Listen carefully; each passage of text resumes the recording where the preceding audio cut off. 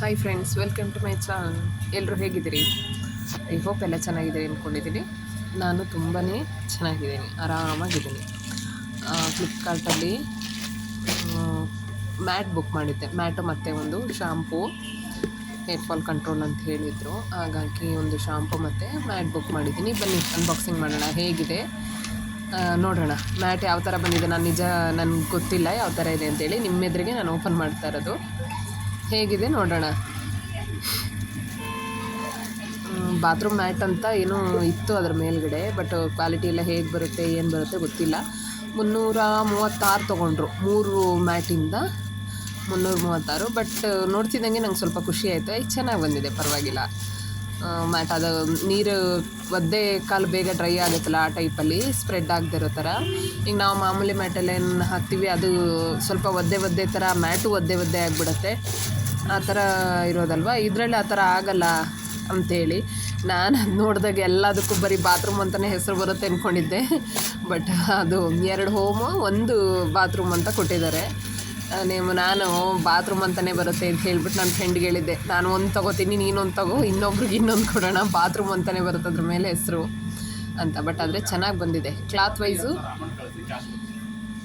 ಸೂಪರಾಗಿದೆ.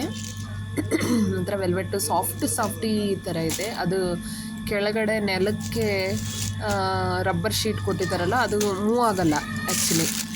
ಮುಂದಕ್ಕೆ mat move ಆಗೋದು ಮತ್ತು ಒರೆಸ್ದಾಗ ಅದು ಒಂಥರ ಮುದ್ದೆ ಆಗಿಬಿಡುತ್ತಲ್ಲ ಮ್ಯಾಟ್ಗಳು, ನಮ್ಮ ಮಾಮೂಲಿ ಕಾಟನ್ ಮ್ಯಾಟ್ಗಳು ಆ ಥರ ಆಗಲ್ಲ ಇದು ಅಂದ್ಕೊತೀನಿ. 2-3 ಮನೆ, ಸುಮಾರು ಮನೆಗಳಲ್ಲಿ ನೋಡಿದ್ದೆ ಈ ಥರದ್ದು. ಬುಕ್ ಮಾಡೋಣ ಅಂಥೇಳಿ ಫ್ಲಿಪ್ಕಾರ್ಟಲ್ಲಿ. ಪರವಾಗಿಲ್ಲ ರೇಟಲ್ಲ, 339ಕ್ಕೋ 3 ಬಂದಂಗಾಯಿತು. ನೆಕ್ಸ್ಟು ಶಾಂಪೂ ಅನ್ಬಾಕ್ಸಿಂಗ್ ಮಾಡೋಣ. ಓಕೆ, ಫ್ಲಿಕ್ಸ್ ಏನೋ ಹೆಸರು, PLIX ನೋಡಿ. ಶಾಂಪೂ ಬಾಟ್ಲ್ ಓಪನ್ ಮಾಡೋಕೆ ನನ್ನ ಕೈನೇ ಕೊಯ್ಕೊಂಬಿಟ್ಟೆ. ಟ್ರಿಮ್ಮರು ಎಷ್ಟು ದಿವಸದಿಂದ ದ್ವೇಷ ಇಟ್ಕೊಂಡಿತ್ತು ನನ್ನ ಮೇಲೆ, ಇವತ್ತು ನನ್ನ ಕೈ ಕುಯ್ದುಬಿಡ್ತು.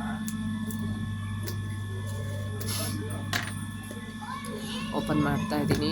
ಟಡಾಂಡ್ ಹಿಂಗೆ ಬರುತ್ತೆ ನೋಡೋಣ. ಓಕೆ, ನಾನು ಇನ್ನೊಂದು ವಾಶ್ ಮಾಡೋದ್ಮೇಲೆ ಗೊತ್ತಾಗುತ್ತೆ ಹೆಂಗೆ ಬಂತು ಅಂತ.